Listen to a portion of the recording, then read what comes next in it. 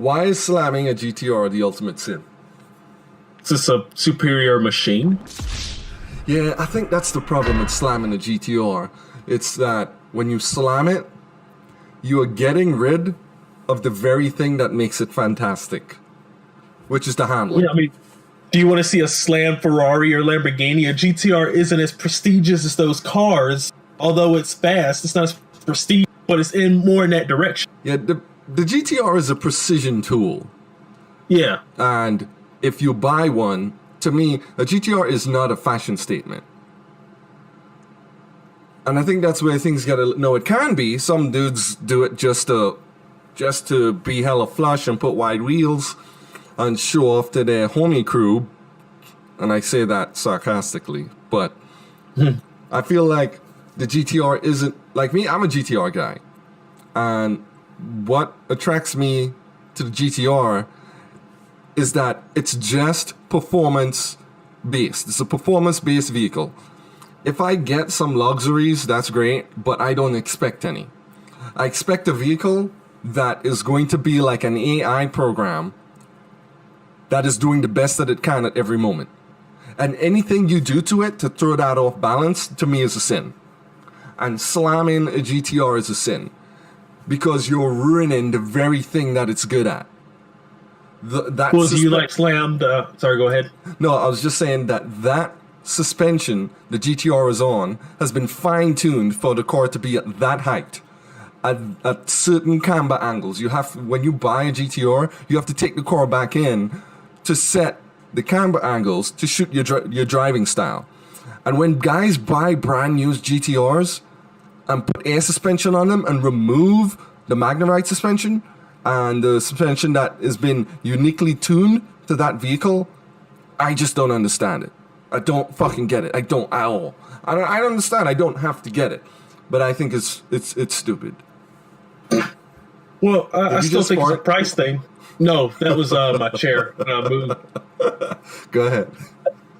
I moved my chair and cleared my throat at the same time. Okay. So I guess that's the part. But either way, I still think it's a price thing because I don't want to see a slammed T63 or AMG or whatever the hell Mercedes has. I don't want to see a slammed M5. I mean, I wouldn't want to see that from a Cadillac either.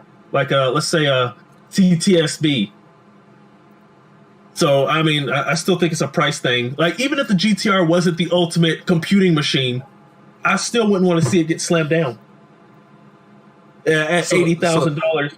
Yeah, I could get where you're coming from because I kind of feel like we all know when you slam a vehicle, you're ruining, for the most part.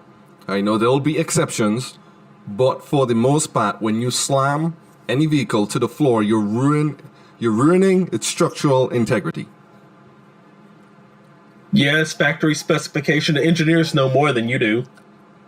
So, I mean, that's why people don't care with the cheap car, like, let's say a Civic or a Focus. Yeah, like if I see a Civic, Focus, a Miata, FRS, you name, insert cheap vehicle, it doesn't bother me. If they put a Nissan 240, a 280, it doesn't bother me when people slam those because it's like, yeah, the cars are cheap and it's most likely a rattly piece of shit that isn't sealed that gets mist on the windows when the rain falls. Who cares?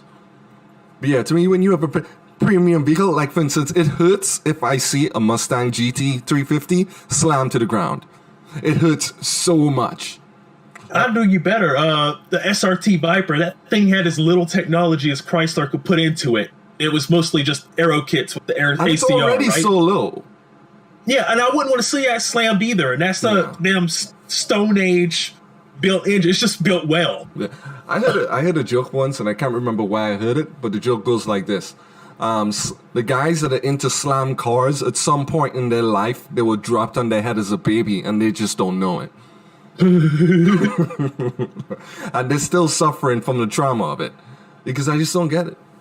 I've never met this guy in person that it looks good to. I'm not saying they don't exist, and I don't know that many other car people because I'm a recluse, but you know, I've met quite a few car people. I've never met this slam guy. Like, oh man, I gotta slam everything. I just mostly find him on YouTube. Yeah, Well, here's the problem I have with slam vehicles. I understand that I think that, in my opinion, there are some slam vehicles that do look good. I have seen some nice 350Zs or some nice VIP style Lexuses that's done very tastefully, and I give those a pass. But in general, yeah, slam vehicles, I don't get them.